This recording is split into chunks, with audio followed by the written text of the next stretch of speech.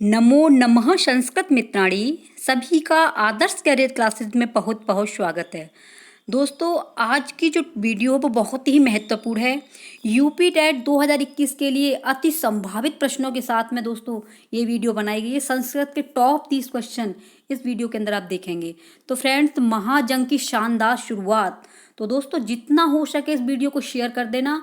जो भाभी अध्यापक और अध्यापिकाएं हमारे चैनल पर नए हैं तो सब्सक्राइब करना बिल्कुल ना भूलना। दोस्तों, बात संस्कृत की है और इसमें दोस्तों आपको संस्कृत के 30 क्वेश्चन जो टॉप जो आपके यूपी टेट में जो आपके 28 तारीख को जो एग्जाम है उसमें फ्रेंड्स आने हैं ये क्वेश्चन। तो दोस्तों, वीडियो को जितना हो सके शेयर कर देना, ठीक है फ्रेंड्स। तो देख लेते हैं कि कौन से ऐसे महत्वपूर्ण जो प्रश्न हैं आपके सामने, और क्वेश्चनों के दोस्तों आंसर दिया करो, जितना हुआ करे आप लाइव आया करो दोस्तों। और बात आपकी जो है महत्वपूर्ण संस्कृत में आखिरकार ऐसे कौन से क्वेश्चन आने हैं तो उनकी बात है। तो दोस्तों, आप बिना कहे सुने वीडियो को लाइक और शेयर बिल्कुल कर देना, ठीक है फ्रेंड्स। तो सबसे पहला प्रश्न है इसमें, खर प्रत्याहार में कितने वर्ड होते हैं? खर प्रत्याहार, प्रत्याहार में कितने वर्ड होते हैं? 7 होते हैं, 5 होते हैं, 13 हैं या 25 हैं? तो दोस्तों, खर प्रत्याहार के अंतर्गत जो है वो आपके वर्णों की संख्या वो है आपकी 13। कितनी है? 13, यानी ऑप्शन आपका सी सही है, ठीक है। अगला क्वेश्चन है आपका, निम्न में से किस वर्ड का ह्रस्व नहीं होता है? पूछा है क्वेश्चन में कि किस वर्ड का ह्रस्व नहीं होता है। तो दोस्तों, म्र का नहीं होता, र का, एच वर्ड का या प का। तो फ्रेंड्स, आपका जो एच वर्ड होता है ये वाला अच वर्ड के अंतर्गत जो है फ्रेंड्स आपका इसका ह्रस्व नहीं होता है, क्योंकि इसमें दोस्तों ये और ये वाले 4 अक्षर आते हैं, इन्हें नोट कर लेना, जो अच के अंतर्गत आते हैं। तो इनका दोस्तों ह्रस्व नहीं होता है, ठीक है। तो ऑप्शन में पूछा है क्वेश्चन में, निम्न में से किस वर्ड का ह्रस्व नहीं होता? तो आपका जो है अच वर्ड, यानी कि सी ऑप्शन बिल्कुल सही है। अगला क्वेश्चन है भू धातु। तो दोस्तों देखिए, क्रिया का जो मूल रूप होता है, सबसे पहले बात करते हैं धातु की। तो धातु कहते किसे हैं? देखिए, क्रिया का, ठीक है, क्रिया का जो मूल रूप होता है, मूल रूप उसे क्या कहेंगे? धातु बोलते हैं, ठीक है। और फ्रेंड्स, धातुओं की संख्या लगभग जो है वो आपकी 2000 है। कितनी है? लगभग आपकी 2000 है। और ये 2000 धातुएं आपकी गणों में विभक्त हैं। कितने गणों में? तो कितने गणों में विभक्त हैं? ये 10 गणों में विभक्त हैं, ठीक है। तो गणों की संख्या आ जाती है तो आपको 10 बतानी है, और लगभग धातु कितनी है वो आपको 2000 बतानी है। क्रिया का मूल रूप क्या होता है? वो आपका धातु होता है। तो क्वेश्चन पूछ रहा है कि भू धातु किस गण की धातु है? भू माने होता है होना, तो ये किस गण की धातु है? म्र की है, भुआदि गण की है, या एच वर्ड की है, या ल की? तो ऑप्शन जाएगा आपका बी, ठीक है। आपका भुआदि गण जो है ये बी ऑप्शन बिल्कुल सही है। अगला क्वेश्चन है आपका, तालव्य वर्ड कौन सा है? तो तालव्य वर्ड जो है इसमें सबसे पहले होती है स्पर्श व्यंजन होते हैं, ठीक है।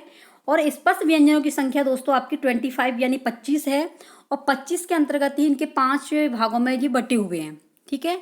तो सबसे पहले पूछा है तालव्य, और तालव्य में दोस्तों जहाँ भी च छ दिख जाए वही आपके जो तलुए से बोले जाते हैं वही आपके क्या होता है? तालव्य वर्ड। तो ऑप्शन आपका बी जाएगा, ठीक है, ऑप्शन बी बिल्कुल सही है। अगला क्वेश्चन है आपका मत्याशा। मत्याशा में कौन सी संधि है? यश संधि है या वृद्धि संधि है? तो बात करते हैं सबसे पहले संधि। तो संधि किसे कहते हैं? तो संधि कहते हैं दोस्तों वर्डों के मेल को, वर्डों के मेल को क्या कहते हैं? संधि कहते हैं, ठीक है। वर्णों के मेल को संधि कहते हैं। अब संधि कितने भागों में बटी हुई है? तो दोस्तों संधि के भी 3 टाइप्स होते हैं। संधि जो है आपकी 3 भागों में बटी हुई है। नंबर 1 स्वर संधि, और नंबर 2 पे आती है आपकी व्यंजन संधि, और नंबर 3 पर विसर्ग संधि, ठीक है।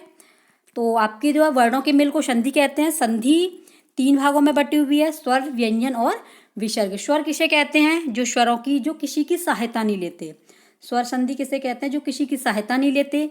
व्यंजन जो स्वरों की सहायता लेते हैं, और आपके विसर्ग जो है स्वर और व्यंजन दोनों की सहायता लेते हैं, उसे विसर्ग संधि कहते हैं। तो आपका जो क्वेश्चन है वो है मत्याशा में कौन सी संधि है? तो बताइए मत्याशा में संधि कौन सी है? तो दोस्तों मत्याशा में आपकी यश संधि है। मैंने ट्रिक भी बताई थी, जहाँ भी बीच में आपको आधा वर्ड दिखाई दे जाए वो आपकी यड़ संधि जाएगी। तो यड़ संधि का सूत्र कौन सा है? इको यड़ची। वृद्धि संधि का है वृद्धि रेची। ठीक है, तो इसमें आधा वर्ड आता है और इसमें दोस्तों आपकी ये वाली मात्रा और आपका ये वाली मात्रा आती है। ठीक है, यानी बड़ी ए और बड़ा ओ इसमें आती है, इसकी पहचान है। यड़ संधि का इको यड़ची और वृद्धि संधि का वृद्धि रेची। तो इसमें पूछी है संधि, तो इसमें दोस्तों आपका ए ऑप्शन बिल्कुल सही है। ठीक है फ्रेंड्स, अगला क्वेश्चन है कटह का अर्थ है।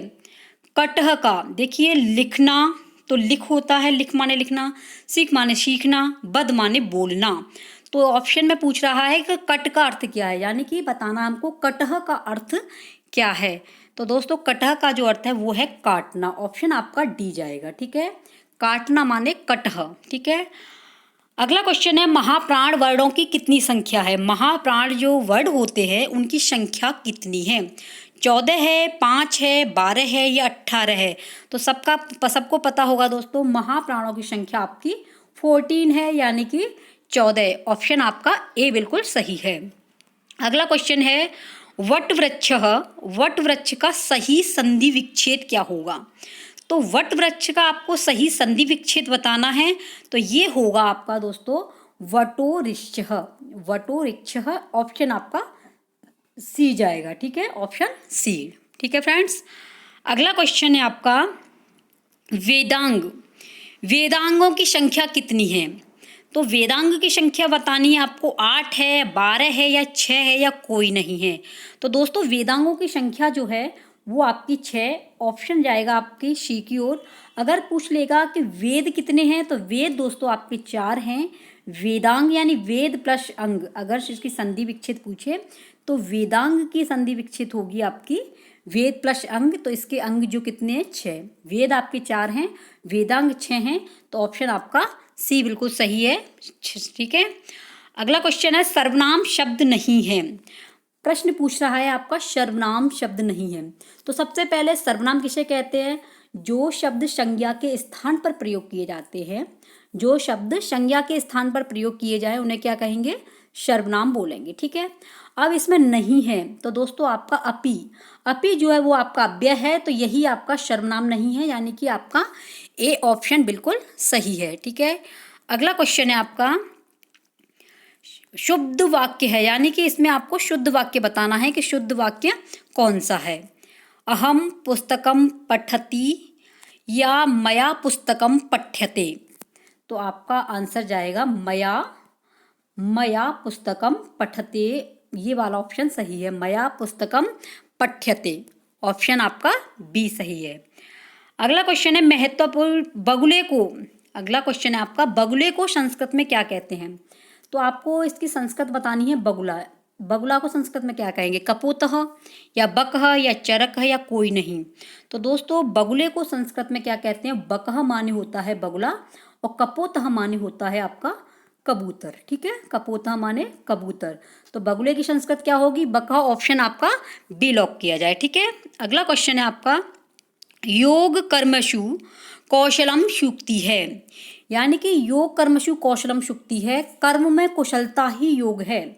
ये है इसका कर्म में, इसकी हिंदी बनेगी कर्म में कुशलता ही योग है। कुशलता ही क्या है आपका? कर्म में कुशलता ही योग है।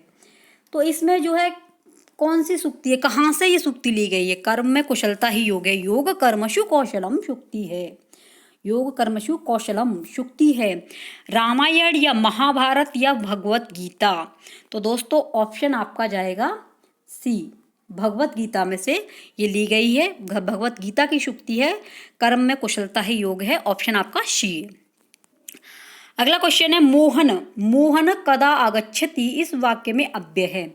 इसमें आपको अव्यय बताना है। मोहन है, कदा है, आगच्छति है, इस वाक्य में आपको क्या बताना? अव्यय। तो इसमें सह है, कदा है, मोहन है या कोई नहीं है? अव्यय की बात करते हैं तो अव्यय दोस्तों वे होते हैं जो किसी लिंग वचन पुरुष में अपना स्थान नहीं बदलते, जो स्वतंत्र होते हैं, ये बदलते नहीं हैं। तो इसमें पूछ रहा है अव्यय। ठीक है, तो अव्यय दोस्तों आपके कौन सा है इसमें? तो 14 का आपका जो आंसर है वो है आपका बी, कदा जो है वो आपका अव्यय है। ठीक है, अगला क्वेश्चन है आपका एंग प्रत्याहार के वर्ड है। तो इसमें प्रत्याहार के वर्ड बताने हैं, ई ऊ ए ओ आ या कोई नहीं। तो ऑप्शन इसका क्या जाएगा? ऑप्शन आपका इसमें जाएगा दोस्तों आपका बी, एंग प्रत्याहार के जो अंतर्गत आते हैं वो आते हैं आपके ए ओ। ठीक है, ये वाला ऑप्शन बिल्कुल सही है। अगला क्वेश्चन है द्विकर्मक धातु है, यानी कि इसमें बताना है कि द्विकर्मक धातु कौन सी है, या है, ल है, या नी है, या कोई नहीं है। तो दोस्तों इसमें ऑप्शन आपका सी लॉक किया जाएगा, क्योंकि नी जो है वही आपकी कौन सी है? द्विकर्मक धातु है। ठीक है, द्विकर्मक धातु कौन सी है? नी, यानी कि ऑप्शन आपका सी बिल्कुल सही है। अगला क्वेश्चन है आपका वाही प्रयत्न कितने होते हैं? जो वाही प्रयत्न होते हैं वो कितने होते हैं? 8 होते हैं, 16 होते हैं, या 11, या कोई नहीं। तो दोस्तों जो वाही प्रयत्न होते हैं वो आपके कितने होते हैं? 11। ऑप्शन आपका सी बिल्कुल सही है। जो दोस्तों बहुत ही महत्वपूर्ण क्लास है, जितना हो सके वीडियो को शेयर कर देना। ठीक है फ्रेंड्स। अगला क्वेश्चन है आपका अष्टाशीति। अष्टाशीति का संख्यात्मक रूप है। तो सबसे पहले बात कर लेते हैं अष्टाशीति। अष्टाशीति मतलब अष्ट माने हो गया आपका, इसे अगर तोड़ेंगे तो अष्ट, और अष्ट प्लस अशीति ही, अशीति ही। ठीक है, ये है आपका। अब इसमें अष्ट माने है 8, ठीक है, और अशीति माने हो गया 80। तो आप बताइए ऑप्शन क्या जाएगा? 18, 888 या 88। तो ऑप्शन जाएगा आपका सी, यानी कि 88। ठीक है, ये वाला ऑप्शन बिल्कुल सही है। अगला क्वेश्चन है द्वादश में कौन सा समास है? द्वादश में समास कौन सा है? तो दोस्तों समास किसे कहते हैं? तो शब्दों के मेल को, दो शब्दों के मेल को समास कहते हैं। ठीक है, जहाँ पर शब्द आ जाए वो आपका समास होगा, यहाँ वर्ड आ जाए वहाँ आपकी संधि होगी। तो अब बात कर लेते हैं कि द्वादश में समास कौन सा है। तो द्वादश में कर्म समास है, कर्मधारय या द्विगु समास है, या द्वंद्व समास है, या कोई भी नहीं है। तो ऑप्शन लॉक किया जाएगा आपका सी, द्वंद्व समास आपका है इसके अंतर्गत। द्वादश में द्वंद्व समास सही है। ठीक है, अगला है गुण संज्ञा करने वाला सूत्र है, कर्म समास, आदेड़ गुण, सभी, या कोई नहीं। देखिए दोस्तों इसमें आप लोग अपना लॉजिक भी लगा देंगे कि आदेड़ गुण, ये आप सही कर देंगे, ऑप्शन बिल्कुल सही है यही। लेकिन इसमें गुण संज्ञा पूछ रहा है, यहाँ पे कभी कभी आद गुण भी दे देता है, अगर कर्म समास के नीचे यहाँ पे दे देता आद गुण। ठीक है, तो आपको कंफ्यूज हो जाता कि अब इसमें दोस्तों संज्ञा पूछी है तो आपको संज्ञा का सूत्र बताना है, लेकिन कभी कभी आद गुण हमने संधि पढ़ा है तो हम इसे लॉक कर देते हैं। तो ये नहीं होगा, आपका संज्ञा जो है गुण संज्ञा वो होगी आपकी आदेड़ गुण। तो ऑप्शन आपका बी लॉक किया जाएगा। तो आपका ऑप्शन बी है आदेड़ गुण। ठीक है, गुण संज्ञा का जो सूत्र है। अगला क्वेश्चन है आपका लभ प्लस इक्त्वा, लभ प्लस वत्वा का अर्थ क्या होगा? लब्ध्वा, लब्ध्वा, या सभी, या कोई नहीं। तो ऑप्शन आपका जाएगा दोस्तों ए, लब्ध्वा। ए ऑप्शन बिल्कुल आपका सही है, लब्ध्वा। ठीक है, अगला क्वेश्चन है आपका पट धातु। पठ माने क्या होता है? पढ़ना। और इसमें पूछा हुआ है कि पठ धातु लंग लकार मध्यम पुरुष बहुवचन का रूप क्या होगा? तो देखिए सबसे पहले बात करते हैं लकार। तो लकारों की संख्या कितनी है आपकी? लकारों की संख्या 5 है। ठीक है, तो सबसे पहले आपका लट लकार, लट माने होता है वर्तमान काल, फिर होगा आपका लट लकार यानी कि भविष्यत काल, फिर होगा दोस्तों आपका लंग लकार यानी भूतकाल, नेक्स्ट होगा आपका लोट लकार, और अगला होगा आपका विधिलिंग लकार। ठीक है, ये है आपका। पहले दोस्तों आपके लकारों की संख्या 10 थी, लेकिन अब जो है फ्रेंड आधुनिक काल में आपकी संख्या जो है 5 है लकारों की संख्या। ठीक है, अब इसमें पूछ रहा है कि पट धातु लंग लकार जो है उसका आपको मध्यम पुरुष कौन सा है?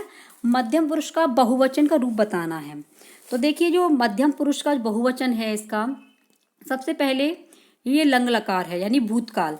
तो भूतकाल के हमें रूप याद होने चाहिए। जैसे कि इसमें सबसे पहले बात कर लेते हैं कि पुरुष, पुरुष कितने होते हैं? सबको पता होगा 3 होते हैं, प्रथम पुरुष, मध्यम पुरुष और उत्तम पुरुष। वचन कितने होते हैं? वचन भी 3 होते हैं, एक वचन, द्विवचन और बहुवचन। तो इसमें पूछ रहा है कि बहुवचन का रूप क्या होगा? तो बहुवचन का रूप जो होगा वो होगा आपका अपठत, यानी कि ऑप्शन बी बिल्कुल सही है इसका। ठीक है, ए ऑप्शन बिल्कुल सही है, ये वाला अपठत होगा। और क्यों होगा अपठत? जब आपको रूप याद होंगे तो आप आसानी से बता देंगे। जैसे फ्रेंड्स आपका अपठत, ठीक है, अपठाम, अपठताम, ठीक है, अपठताम, अपठन, ये हो गया। नेक्स्ट क्या जाएगा मध्यम पुरुष का, अपठः, अपठः, अपठतम, अपठतम और आपका अपठत। तो यही पूछा है मध्यम पुरुष अपठत, यही पूछा है अपठत। इस पर ना तो कोई विसर्ग है ना कोई हलंत है, तो आपका पूछा क्या है अपठत, तो ऑप्शन आपका ये जाएगा, ठीक है, बहुवचन में आपका अपठत जाएगा। नेक्स्ट है इसमें आएगा अपठ, अपठम, ठीक है, अपठाव, अपठाव और आपका अपठाम, अपठाम, ठीक है। आई होप आपकी समझ में आ रहा होगा, तो ऑप्शन आपका ए लॉक किया जाए, अपठत। वेरी वेरी इंपॉर्टेंट है दोस्तों, आप लोग पठत के रूप याद कर लेना। अगला क्वेश्चन आपका हरि, ये है आपके शब्द रूप, ठीक है। तो इसमें ऑप्शन में पूछ रहा है आपका कि हरि शब्द का पंचमी द्विवचन का रूप क्या होगा, यानी कि पंचमी का द्विवचन बताना है। तो सबसे पहले बात कर लेते हैं हम, जैसे कि एक वचन में रूप याद कर लिख देती हूँ मैं। जैसे एक वचन में ये हुआ हरि ही, हरि हरि हरयः, हरिम हरि हरिन्, हरिणा हरिभ्याम हरिभिः। चतुर्थी में हरे हरिभ्याम हरिभ्यः और पंचमी में हरेह हरिभ्याम हरिभ्यः। तो पंचमी का द्विवचन पूछा है, तो इसका क्या जाएगा दोस्तों, हरेह हरिभ्याम हरिभ्यः। तो बताइए ऑप्शन कौन सा लॉक किया जाए, तो इसमें दोस्तों जाएगा आपका बी ऑप्शन बिल्कुल सही है, यानी कि हरिभ्याम, ये वाला बिल्कुल सही है, ठीक है। अगला क्वेश्चन है दोस्तों आपका, सड़क के दोनों ओर वृक्ष हैं, संस्कृत में अनुवाद कीजिए। दोनों ओर किसके, सड़क के दोनों ओर क्या खड़े हुए, वृक्ष हैं। तो राजमार्गम उभयतः वृक्षासन्ति, राजमार्गम उभयते वृक्षासन्ति, यह आपका सभी या कोई नहीं। तो बताइए ऑप्शन इसका कौन सा लॉक किया जाए। तो देखिए राजमार्गम यानी कि सड़क के, तो सड़क का हो जाएगा आपका राजमार्गम। उभयतः, तो ये दोनों ओर के लिए संस्कृत लगाते हैं वो उभयतः लगाते हैं, उभयते नहीं, उभयतः दोनों ओर। वृक्ष हैं तो वृक्षासन्ति, तो आपका ऑप्शन कौन सा जाएगा, वो है आपका ए ऑप्शन बिल्कुल सही है, राजमार्गम उभयतः वृक्षाः सन्ति, राजमार्गम उभयतः वृक्षाः सन्ति, यानी कि ए ऑप्शन बिल्कुल सही है। अगला क्वेश्चन है आपका, दृश्य साधन के अंतर्गत आते हैं। दृश्य माने होता है देखने, देखने के अंतर्गत कौन से साधन आते हैं, रेडियो है या आपका श्यामपट्ट या सभी या कोई नहीं। तो बस ये दो में से आपको दिखना है, रेडियो हो या श्यामपट्ट है, कौन सा ऑप्शन लॉक किया जाएगा। तो देखिए दोस्तों, रेडियो जो होता है, ये रेडियो आपका दृश्य भी है और श्रव्य भी है, ठीक है, दृश्य भी है और आपका ये श्रव्य भी है। तो अब इसमें पूछा ओनली देखने वाला, देखने वाला साधन, ऑप्शन आपका बी जाएगा, ये वाला श्यामपट्ट जो है यही आपके ऑप्शन बिल्कुल सही है। और ये दृश्य सामग्री यानी साधन जो होते हैं दोस्तों, ये साधन आपके तीन होते हैं, कौन कौन से, नंबर 1 दृश्य, ठीक है, और नंबर 2 पे आता है आपका श्रव्य, और नंबर 3 पे जाता है आपका दृश्य और श्रव्य, दोनों ही उसमें यूज किए जाते हैं। तो ये हो गया आपका ऑप्शन आपका बी बिल्कुल सही है, श्यामपट्ट, यही आपका दृश्य साधन है। अगला क्वेश्चन है आपका, तत् शब्द स्त्रीलिंग का चतुर्थी एक वचन क्या होगा, यानी इसमें पूछ रहा है तत् शब्द स्त्रीलिंग का चतुर्थी एक वचन कौन सा होगा, तस्मै, तस्यै, सभी या कोई नहीं। तो सिर्फ आपके सामने दो ऑप्शन बचते हैं, इसमें से बताना है तस्मै होगा या तस्यै। तो दोस्तों ऑप्शन आपका जाएगा वो है आपका तस्यै, यानी कि बी ऑप्शन बिल्कुल सही है। तस्यै जो है ये आपका चतुर्थी एक वचन है स्त्रीलिंग का, ठीक है। अगला क्वेश्चन है आपका, कादम्बरी, वेरी वेरी इंपॉर्टेंट है। कादम्बरी के लेखक कौन हैं, कालिदास हैं या बाणभट्ट हैं या सभी या कोई नहीं। तो आप इसमें से बताइए कालिदास हैं या बाणभट्ट, कादम्बरी के लेखक कौन हैं। तो कादम्बरी के लेखक हैं दोस्तों आपके बाणभट्ट, कौन से हैं, बाणभट्ट हैं, ठीक है। और जो कालिदास जो हैं, कालिदास ने दोस्तों आपके रघुवंश महाकाव्यम को लिखा है। पूछा है ओनली आपको कादम्बरी के लेखक कौन है, तो कादम्बरी आपके बाणभट्ट की है, ठीक है, बाणभट्ट ने कादम्बरी को लिखा है। और दोस्तों कादम्बरी में जो है 3 जन्मों की कथा का वर्णन है। तो ऑप्शन आपका ए बी ऑप्शन बिल्कुल सही है, बाणभट्ट, ठीक है। अगला क्वेश्चन है दोस्तों, मह्यम मोदकम रोचते इस वाक्य में मह्यम में चतुर्थी किस सूत्र में हुई है? यानी कि मुझे लड्डू अच्छे लगते हैं, तो इसमें जो चतुर्थी विभक्ति का कौन सा सूत्र यूज किया गया, प्रयोग किया गया है? रुच्यथानाम प्रियमाण, रुच्यथा प्रिय, या सभी, या कोई नहीं। तो कौन सा ऑप्शन लॉक किया जाए, बताइए। तो ये है आपका जो है, बताइए फटाफट से कौन सा सही है। तो ये है आपका ऑप्शन ए, रुच्यतानाम प्रियमाणः, रुच्यताम प्रियमाणः, ये वाला ऑप्शन बिल्कुल सही है। तो ए ऑप्शन बिल्कुल सही है। अगला क्वेश्चन है आपका, सह चलचित्रम पश्यति का कर्मवाच्य क्या होगा? इसमें आपको कर्मवाच्य बताना। तो सबसे पहले बात करते हैं वाच्य। वाच्य कितने होते हैं? वाच्य दोस्तों आपके 3 होते हैं। नंबर फर्स्ट पे आता है आपका कर्तवाच्य, नंबर 2 पे आता है आपका कर्मवाच्य, और नंबर 3 पे आता है आपका भाववाच्य। ठीक है, तो वाच्यों की संख्या कितनी है? 3। अब इसमें पूछा है कि सह चलचित्रम पश्यति का कर्मवाच्य क्या होगा? कर्मवाच्य बताना है। तेन चलचित्रम पश्यते, तेन चलचित्रम दृश्यते, सभी या कोई नहीं। तो बताइए ऑप्शन कौन सा सही जाएगा? तो वो जाएगा आपका कर्म वाच्य में दोस्तों हमेशा तृतीय विभक्ति का प्रयोग किया जाता है वाच्यों के अकॉर्डिंग। तो इसमें ऑप्शन जाएगा तेन चलचित्रम दृश्यते, पश्यते नहीं होता है, तो इसमें जो आपका दृश्यते हो जाएगा। ऑप्शन आपका वी सही है, तेन चलचित्रम दृश्यते। ठीक है, अगला क्वेश्चन है आपका, लास्ट है ये, इको यड़ची सूत्र किस संधि का होगा? यानी कि इसमें पूछ रहा है कि जो इको यड़ची है उसमें कौन सी संधि है उस सूत्र में? यड़ संधि है, या गुण संधि है, या सभी, या कोई भी नहीं? बताइए। तो दोस्तों इको यड़ची में जो आपका सूत्र है वो है आपका यड़ संधि का सूत्र होता है आपका इको यड़ची। ठीक है, और अगली है आपकी गुण संधि। तो गुण संधि का क्या होगा? आद गुण।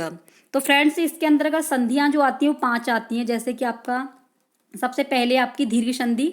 ठीक है, दीर्घ संधि का सूत्र होता है आपका अकह सवर्णे दीर्घः, अकह सवर्णे दीर्घः। नेक्स्ट है आपकी गुण संधि। गुण संधि का आद गुण, क्या होगा इसका? आद गुण। ठीक है, नेक्स्ट है आपकी वृद्धि संधि, वृद्धि रेची, वृद्धि रेची होगा। अगला है आपका इको यड़ची। ठीक है, और नेक्स्ट है आपकी एचो अय वायवः, एचो अय वायवः। ये है आपकी कौन सी की? अयादि संधि की। तो क्वेश्चन क्या कर रहा है, इको यड़ची सूत्र कौन सी संधि का सूत्र है? ये है दोस्तों आपका यड़ संधि का। आई होप दोस्तों कि आपके लिए क्लास जो है बहुत ही महत्वपूर्ण होगी, आपको ये समझ में आया होगा। ठीक है फ्रेंड्स, और जो भी भाई बहनों ने अगर हमारे चैनल को सब्सक्राइब नहीं किया है तो सब्सक्राइब कर लेना दोस्तों। अगर वीडियो अच्छी लगे तो लाइक और शेयर करना बिल्कुल ना भूलना। जो भाई बहन हमारे टेलीग्राम चैनल से अभी तक नहीं जुड़े हैं या जुड़ना चाहते हैं तो उसकी लिंक दोस्तों मैं डिस्क्रिप्शन में दे दूँगी, और सर्च करें आप जो है @राधे, ये लिखा हुआ है साफ, इसमें देख लेना @राधे 105। इसे आप सर्च करेंगे टेलीग्राम पे जा करके तुरंत मिल जाएगा, वहाँ पर आप ज्वाइन कर लेना। और दोस्तों आपका अपना ही चैनल है, यूट्यूब चैनल है आपका आदर्श कैरियर क्लासेस। तो दोस्तों फटाफट से सब्सक्राइब कर देना, और जितना हो सके दोस्तों वीडियो को शेयर कर देना। आज की क्लास बहुत ही महत्वपूर्ण है दोस्तों, आपके संस्कृत में से 30 नंबर दिलाएगी ये क्लास। तो फ्रेंड्स वीडियो को शेयर जरूर कर देना। मिलते हैं कोई नेक्स्ट टॉपिक के साथ में, नेक्स्ट महत्वपूर्ण क्लास के साथ में। तब तक के लिए जय हिंद, वंदे मातरम।